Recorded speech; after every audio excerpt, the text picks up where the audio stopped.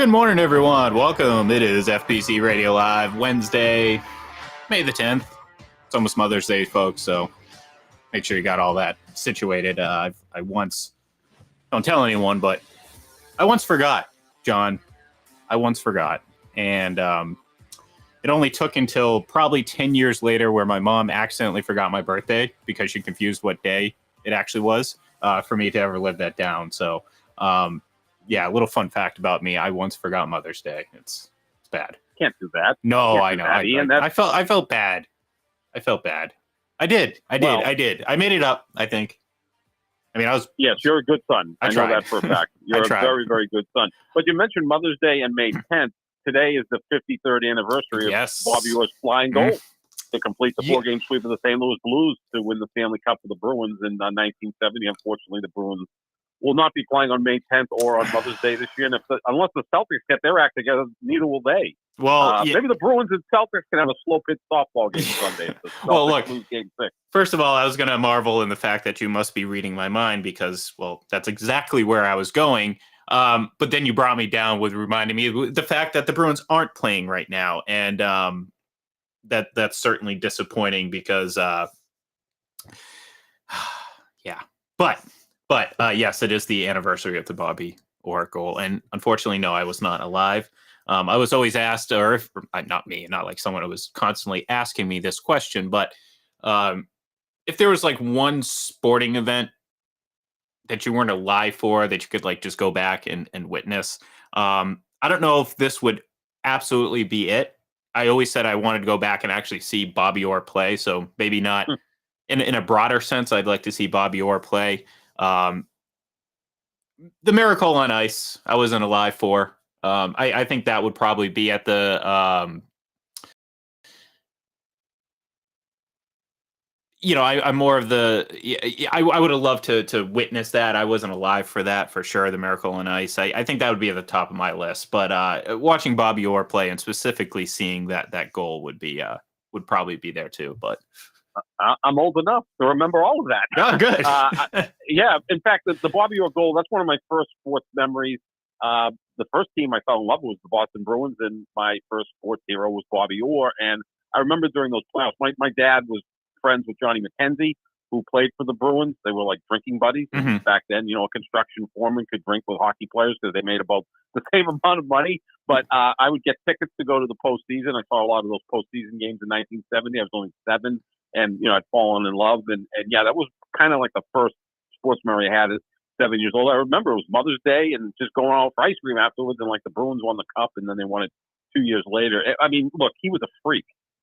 Even when you watch highlights now, it looks like he came from a different era. Mm-hmm. Like a guy playing at today's speed, playing with a lot of slow guys back in 1970. That's how great he was. But yeah, that you would have enjoyed watching him, I'm sure. And yeah, the Miracle on Ice was just one of the most amazing stories because it was back before, obviously, Twitter and rapid news. And it was one of those things where you'd watch the news that night and they said, okay, the United States played the Soviet Union in a hockey game. And if you don't want to know the score, look away because we're going to show it on tape delay. And, you try to not find out what happened and watched it on tape delay and the rest is history. So yeah, that was really just an amazing, amazing time. Yeah, and look, I mean, obviously, you're going to be hard pressed to find, comparisons to, I guess, Bobby Orr in this day and age because, again, like you said, the game is faster, and he was just a fast player in a game that was much slower, and that's something that again separated him from the rest and made him such a transcendent player. And then, I did meet him once, though. HQ, Nice. Home headquarters. I don't know if that was a New England specific chain, but essentially it was Home Depot, before Home Depot. You remember that place, right? Big green sign, HQ, kind of slanted. Yep. Kind of looked like the Enron sign, actually, now that I think about it. No, that's not a good thing. Yeah, no. Well, is HQ still open? Or I haven't seen one of those in a while. Maybe Enron financed them for all we know. Hey, you never know. Go back and watch that documentary. But yeah. Anyways, I met him once, and the only thing I had was my Cooper goalie stick that I got from Building 19 and a quarter or 3/8 or whatever the hell that was. Remember, that store? Is that still Oh around? yeah. You could buy a lot of really good stuff there. Like that was the place to go for scatter rugs. Oh Like yeah, they had an incredible selection of scatter rugs, I remember. sheets. Oh yeah, incredible stuff. I remember that. I mean, it's kind of like, for me, it's kind of like, when you try to remember a dream and you only kind of get chunks and pieces of it. That's kind of what I'm getting in my mind when I'm trying to think of a Burlington, a Building 19. So I do remember, just big stacks of rugs, and I don't know, it was a weird place. But anyways, how old were you when you met Bobby Orr? oh, oof. Anywhere between, all right, so it was a Cooper goalie stick, which means I was probably a mite, maybe first year squirt. So 9 or 10. Okay. So 96, 97, somewhere in that range.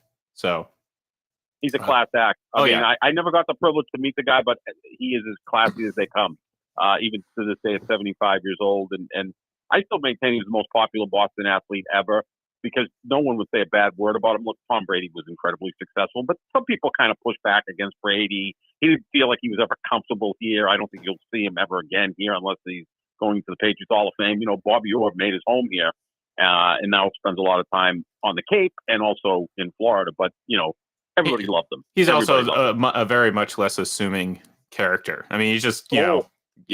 And look, you kind of mentioned it before, too. It's like these players back in the 70s, they weren't making much more than your regular blue collar workers. You know what I mean? Like, it just, it's when the Bruins won that cup in 1970, Phil Esposito, who was one of the 5 best players in hockey at the time, was so relieved that he didn't have to work the summer to make ends meet, because, obviously by winning the Stanley Cup, they were getting the playoff share. And he was like, oh, for the first time, I don't have to go work on Dad's farm. And this is like one of the 5 best players in hockey. I mean, could you picture like Connor McDavid winning the cup this year and going, oh, that playoff share is going to come in so handy. I don't have to sell cars this offseason. Well, and look, I mean, NHL player salaries are, the smallest relative still, to the rest of the professional sports league. So you can only imagine what it was like in the 70s. But anyways, we got off on that little bit of a tangent, maybe because we were both subconsciously trying to forget the fact that, well, the Celtics are kind of right back where they were a year ago against Milwaukee, down 3-2. And exactly same place. Yeah. Exact same place. Yeah. And I don't know, John, does that fill you with some confidence, or just sort of make you think that yesterday was, well, I know the Joe Mazzulla, they're kind of making light of the comment of this is really their first like bad game that they played. And I know it sounds silly, but I kind of agree with them.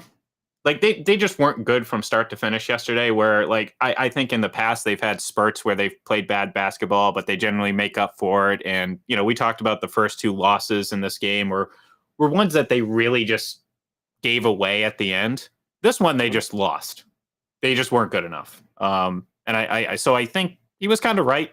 Although it doesn't really fill you with much confidence heading into Game 6. Yeah, the other losses, you're right, Ian. The other 2 losses in this series were flip-of-coin games where James Harden stepped up and hit huge shots, right? And then you could comb through, why didn't Joe Mazzulla take timeouts at the end of regulation and in overtime in Game 4, or why didn't he defend James Harden differently? One of the losses against Atlanta was what? Trae Young hitting essentially a game-winning shot, a buzzer-beating winning shot with 4 or 5 seconds left. So those are games that you kind of lose sleep over and say, geez, if we just did 1 or 2 things differently, maybe you win. Last night was just a no-show. Like, who played well for the Celtics? I know Tatum had 36 points. He didn't show up in the first quarter. He was 11 of 27 from the floor. That's pathetic. Yeah. 3 of 11 from 3. Jaylen Brown had 24 points. He was 3 of 8 from the free throw line. Al Horford didn't even score. I mean, Peyton Pritchard outscored Derek White and Al Horford.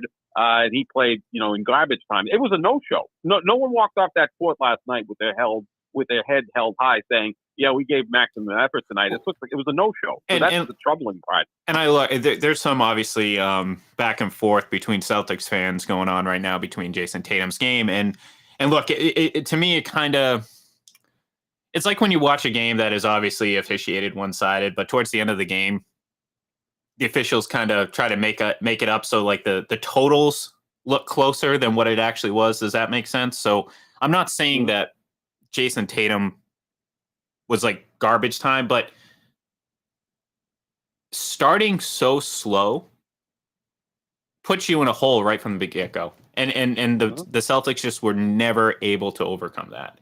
And that's where it's like, yes, the sum total, 36 points, the stat line looked great, but you want to see that more balanced, I guess, across the board, not like a mad rush in the third quarter to try to make up ground because, well, that takes away from what you're actually trying to do as a team, and that's control the pace. And what they're not doing is controlling anything right now. And yesterday, certainly they weren't because they were playing from behind, partly because, like you said, Al Horford just couldn't score. Jason Tatum got off to another slow start. And, I don't know. It wouldn't surprise me if they go out and win the next two games. Not at all. Not at all. But it's just concerning that we're seeing the same problems over and over and over again. And it's this inconsistency, but consistently problematic, if that makes sense. I like that. You're starting to rhyme this morning. Yeah, well, I read a lot of Dr. Seuss as a kid, so maybe it's sitting in my subconscious. Yeah, you got it there. Well, the Jason Tatum game last night felt a little bit like a Dak Prescott game. Like, how many times have we seen Dak Prescott get down like 21-6 in the first half, and he threw an interception and 3 and outs, and he played terrible. In the second half, he throws for 306 yards. They end up losing by 4, and at the end of the day, you go, wow, Dak Prescott threw for 400 yards. Well, if he played better in the first quarter, maybe you win the game instead of lose the game, right? So that's kind of what Jason Tatum was all about last night. And again, 2 straight games even where he's not there in the first quarter. Like, does he know what the start times are? Like, is it going to be something? And they were fortunate off the bench. They were fortunate to make up that, in game 5, or I'm sorry, in game 4. Just obviously just couldn't close the door. And it also felt like they had a hangover from game 4. Like, the NBA is, you get blown out one game, you come back, win a close one 2 nights later. I mean, there aren't generally residual effects from game to game. Well, last night felt like there was. After game 4, where everyone's questioning the coach, I think the players were questioning the coach. Did they not have faith in Joe Mazzulla?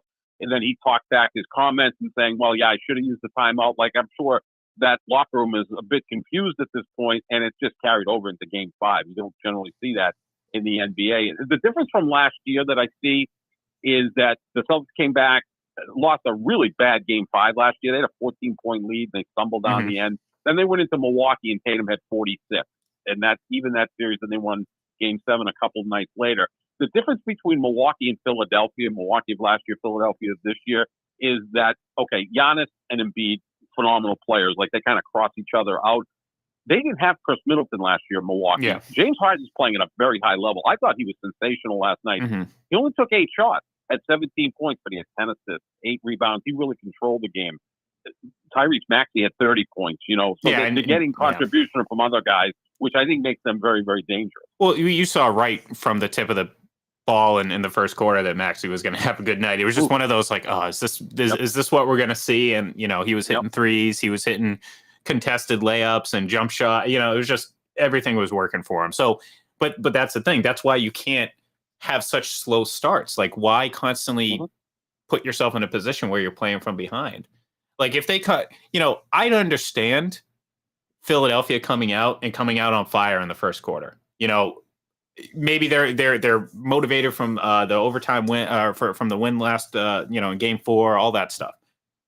But you can offset that by just going back and forth with them. The Celtics didn't put up a fight, and that really, again, just kind of dictated the whole game. So it's, it's unfortunate that the Celtics had to put themselves in this position and really, I guess, try to overcome these obstacles. But, that's where they're at. And now you got to go win one on the road before you get a chance in game 7. So, what's scary about the Celtics?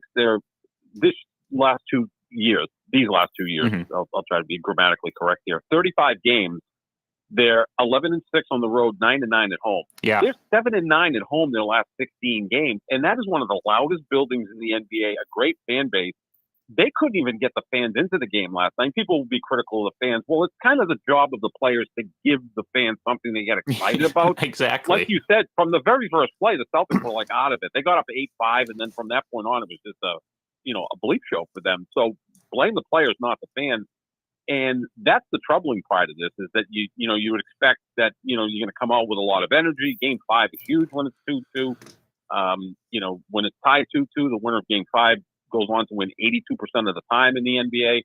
So yeah, they're in a tough predicament. I still think they're better than Philadelphia, but maybe we get into the point where we've overrated them a little bit and maybe taken Philadelphia for granted. Let's not forget Philadelphia had the third best record this year. They have an MVP in Joel Embiid. And they have a guy in James Harden who's won an MVP, has also led this league in scoring 3 times, and has also led this league in assists 3 times. This is a great player. And again, he's not always come up big in the postseason, but he has in this series. And then you talk about those other players like Maxey last night stepping up. Tobias Harris, I thought, was really good last night, 16 and 11. Devin House comes off the bench in 15 minutes, gives you 10 and 5. I mean, that's really good contribution. Again, I don't know which Celtic played well last night. And that's with Jason Tatum scoring 36 because he was so inefficient in the no-show in the first quarter. I'm not giving him a high grade for that.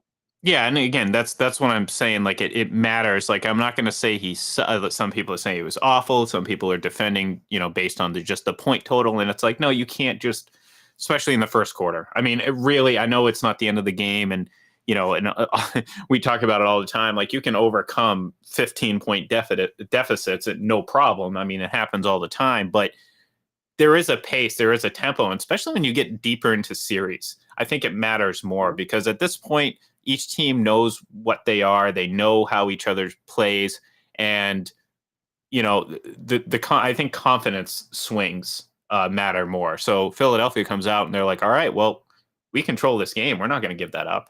Celtics got within 9. Guess what happened? 18-point deficit by the end of the third quarter. They just doubled it, and it's like, okay, how are you supposed to? How are you supposed to win games like that? And the Celtics are constantly putting themselves in that position, and it's it's frustrating. So we got some NFL schedule news though. That's kind of cool. We got some of the international games, which always love the international series. The Patriots and the Colts, Deutschland. Huh? How about that? I took German in high school. I wish I remembered some of it though. I really do, and I apologize, Frau Rubeski, if you're listening. I should have studied over the last 20 years, but high school was a long time ago. I don't have to tell you. You understand. But we do get some interesting matchups, including the Chiefs and the Bengals. This is an international game, but Chiefs and Bengals in Week 17. Now, I know what's happening here, John. The NFL is just crossing their fingers, praying, hoping, wishing, what have you, that this game is for the number 1 seed in the AFC, because that essentially gives them an additional playoff week. Exactly. Oh, yeah. I mean, this should be a huge game. We both think they're the 2 best teams in the AFC, the 2 best quarterbacks. Look, they've met 4 times since Joe Burrow showed up, and every game has been sensational. Twice in the AFC Championship game. Every game is decided by a field goal. That's how close these teams are. And I think Cincinnati's one team that's not intimidated by Kansas City. I don't think Joe Burrow's intimidated by Kansas City or Patrick Mahomes. That's going to be maybe the game of the year. And if it does mean the number 1 seed, exactly right, Ian. That's another playoff game because the winner gets a bye and the loser has to play somebody in Wild Card Weekend. Yeah, I mean, obviously, worst case scenario, both teams have their seeds wrapped up long before then, and neither team plays their starters, which would be an absolute disaster for the NFL. So they're really gambling on this one. But going back to the international games, you have the Falcons at Jaguars in London, Week 4. Jaguars, Bills at Bills. I say at quotation point marks, hand quotes. London, Week 5. Ravens at Titans, Week 6 in London, and then you have the Dolphins at Chiefs, Week 9 in Germany, and then the Colts at Patriots, Week 10 in Germany. So, look, I mean, they're always fun. I kind of, I like the hype. The good thing for the NFL is to get more fans involved. I mean, there's nothing like getting the popularity of the sport brought in. Make it worldwide and make it interest over in Europe and all those other places. Obviously, I'm not necessarily gung ho about any sort of plans to put a team there permanently. or anything. You know what I mean? Like I like the novelty of it. I wonder if it'll eventually wear off once they realize maybe they've exhausted as much money. But then again, just putting on the event is going to make them a lot of money. So in that case, I don't think these international games are going anywhere anytime soon.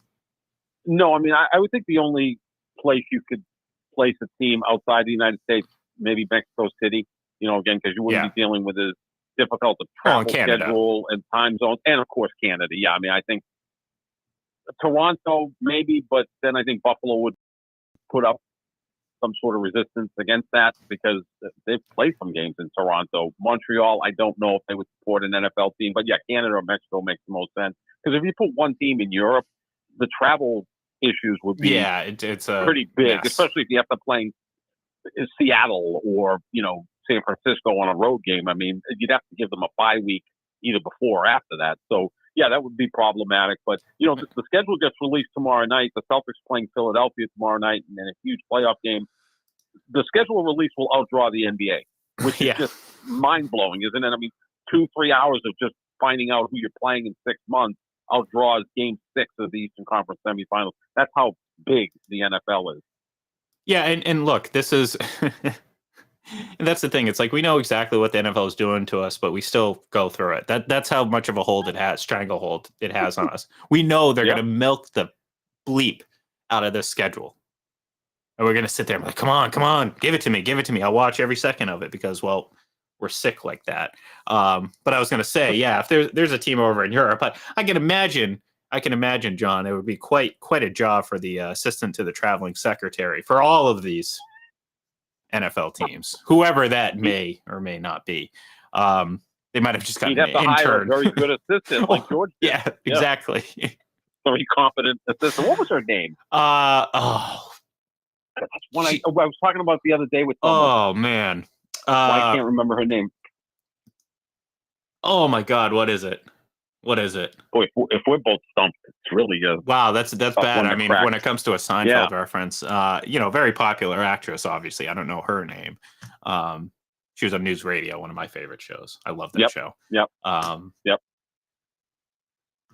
Oh, damn. Oh, you know what? What am I doing? It's 2023. I have a telephone in front of me. I can easily look this up.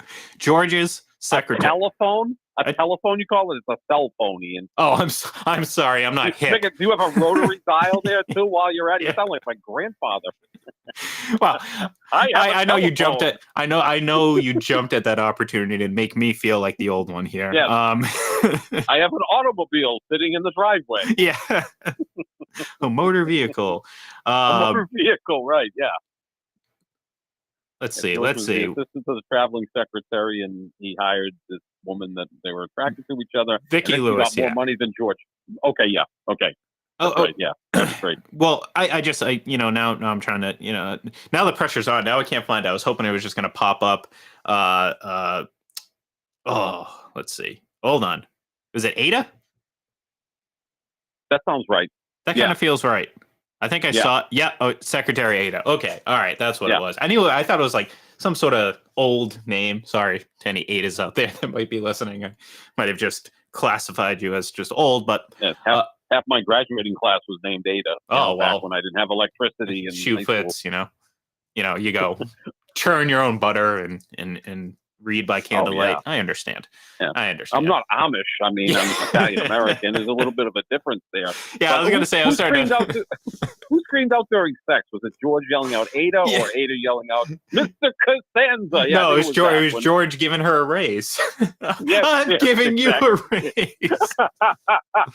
All right. With that said, we're going to end the show on our nonsensical rants about Seinfeld because we've truly gotten off topic, and we'll save the Hall of Fame debate that I was having on Twitter for another day. But quick thing to Kyle here says CFL baby.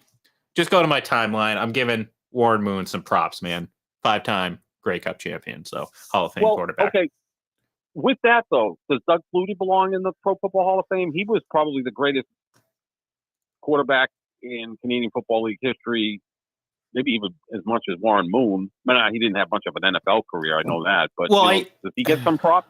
I think he does, but I mean, look. I'll be honest. I'd have to look at his career a little bit more. I don't have that in front of me, so I don't want to say definitively one way or the other. Um, Hmm. Warren Moon was a successful NFL quarterback too, and I think that matters. Oh yeah. Like, Oh God, yeah. so I think that's a big deal, and obviously, I mean, five straight Grey Cups. Kyle says, yeah, no, and that's something I said to someone on Twitter today. It's like it's not the NFL; it's the Pro Football Hall of Fame. Exactly. I just don't personally have everything in front of me to make a case for Doug Flutie. So I'm not saying one way or the other. I'm Switzerland right now. I'm being neutral. I am not choosing a side. I do not have the information in front of me, but I 100% agree if their career in the CFL warrants going into the Pro Football Hall of Fame, I'm all for it because again, it's the Pro Football Hall of Fame, not the Hmm. NFL Hall of Fame. So, but anyways, that's certainly a discussion. Well, yeah, no, that's a discussion because we only have a few minutes left, and I don't want to dig deep. Think about it here. Maybe I'll put a poll out, and we'll we'll approach it tomorrow. But the discussion was basically around guys like Eli Manning, which again, that's a discussion that we can have, and will take some time. Matt Ryan and Philip Rivers, and I think the whole thing started with someone listing 5 quarterbacks that will be going into the Hall of Fame. I think the other 2 were Rodgers and Mahomes, and I said those are the only 2 of those 5 that are going into the Hall of Fame. Hmm. So, and I got some pushback, but I feel very strongly about that opinion, and I think that's a good discussion anyway. So, but we will save that. We'll do that tomorrow. Let's do that for Thursday because I don't know if we're going to have a whole hell of a lot to talk about tomorrow. Maybe the Lakers. Maybe we'll talk about the Lakers. We'll see. But either way, we'll have that discussion about the Hall of Fame quarterbacks. No doubt about it. So, yeah, Kyle's got, again, if Kyle's got is ready with the Doug Flutie stuff, and I'll defer to him right now. So, tomorrow I'll come back with a little bit more ammunition when it comes to Doug Flutie, and I'll give my definitive answer, which I trust Kyle, so I'm very sure I'm going to align with what he's thinking here. So, but thank you everyone for tuning in. We will be back tomorrow, and we will continue this discussion. Until then, have a great Wednesday, and we will see you then.